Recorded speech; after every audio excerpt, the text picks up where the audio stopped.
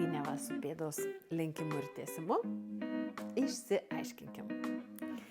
Bet pirmiausia, pažiūrėkim, ką klientas darys, kai paprašysim jo sulenkti pėdą. Sulenkite pėdą. Ir ištieskite pėdą. O pagal anatomiją viskas yra priešingai.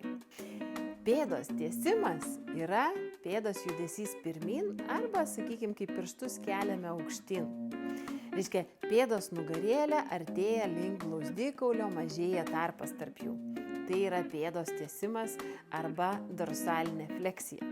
Pėdos lenkimas yra jos judesys atgal. Dar kitaip vadinama plantarinė fleksija, kada pėdos nugarėlė tolsta nuo blauzdikaulio, o padas artėja link jo.